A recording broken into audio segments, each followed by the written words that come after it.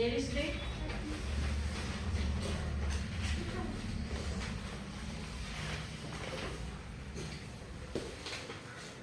గిరిజన గ్రామానికి చెందిన అంటే వీళ్ళిద్దరు ఎవరు క్రాంతి అక్షయులు వాళ్ళు పాడేరు వెళ్ళారు. అక్కడ గిరిజన సాంప్రదాయం ప్రకారం వాళ్ళు డప్పులు కొమ్ముగూర్లు డప్పులు వాయించుకుంటూ కొమ్ముగూర్లు ఊదుతూ వాళ్ళు వెళ్తూ ఉంటారు. అటువంటి దీన్ని ఇక్కడ పాఠంలో ఇచ్చాడు బొమ్మని. దాన్ని చక్కగా దేవిశ్రీ దేవిశ్రీ వేసింది. అర్థమైందా? క్లాప్స్ పట్టండి.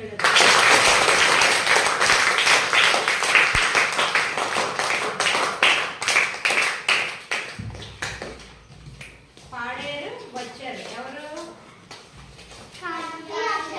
క్రాంతి అక్షయులు పాడేరు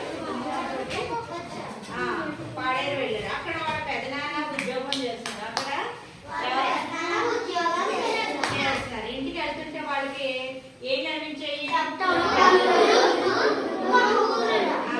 అలాగా డబ్బులు వాయించుకుంటూ కొమ్ముగూర్లు అంటే ఇలా పైకి ఉంటుంది, దాన్ని ఊదుకుంటూ శబ్దాలు వాళ్ళకి వినిపించింది. అప్పుడు క్రాంతి వాళ్ళ పెదనాన్నతో ఏమంటుందంటే, పెదనాన్న ఏమిటా సందడి? సందడి అంటే హడావుడి, ఏం జరుగుతుంది అంటే వాళ్ళ పెదనాన్న చెప్తున్నారు. వాళ్ళు ఇటీస్ పండుగ చేసుకుంటున్నారు. వాళ్ళు ఏ పండుగ చేసుకుంటున్నారు? ఇటీస్ పండుగ చేసుకుంటున్నారు. దీన్నే కొంతమంది గిరిజనులు బిటీస్ అని కూడా అంటారు. ఇది ఎవరు చేసే పండుగ? ఎవరు చేసుకునే పండుగ? ఎవరు చేసుకునే పండుగ? చేసుకునే పండుగ. దీన్నే వాళ్ళు బిటీస్ అని కూడా పలుకుతారనమాట. తర్వాత అక్షయ ఇటీస్ పండుగ అంటే ఇటుకలు పెట్టి చేస్తారా? నీట్గా పైకి లేచి చదువమ్మా. ఇటీస్ పండుగ అంటే ఇటుకలు పెట్టి చేస్తారా? క్రాంతి ఇలాంటి పండుగ గురించి నేను ఎప్పుడు దీనిని ఎవరు చేసుకుంటారు?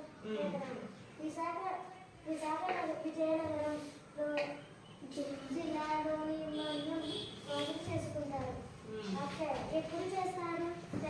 మార్చి లేదా ఏప్రిల్ నెలలో చేస్తారు. ఒడియా సహచర్యం ఉన్నవారు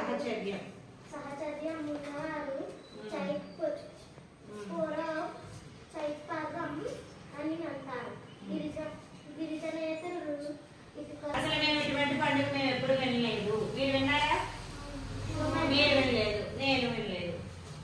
దీన్ని ఎవరు చేసుకుంటారు అంటే వాళ్ళ పెద్దనాన్న గారు చెప్తున్నారు. విశాఖ విజయనగరం జిల్లాల్లోని మన్యం వాసం చేసుకుంటారు.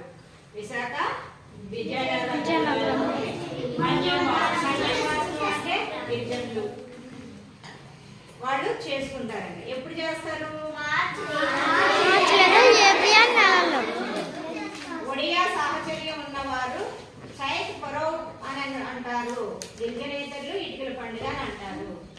గిరిజనేతరులు అంటే మనం, గిరిజన కాని వాళ్ళు అంటే మిగతా వాళ్ళందరినీ గిరిజనేతరులు అంటారు. మనమేమో ఇటీస్ పండుగ అంటాం, ఇటుకల పండుగ అంటారు.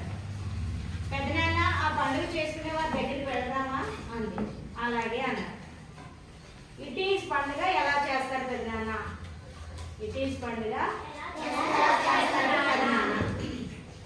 మన మొట్టమొదటి పండుగ ఉగాది జరుపుకుంటాం కదా. చైత్ర మాసంలో మనం మొట్టమొదటిగా చేసుకునే పండుగ ఉగాది పండుగ. అంటే తెలుగు సంవత్సరం అప్పటి నుంచి ప్రారంభం అవుతుంది.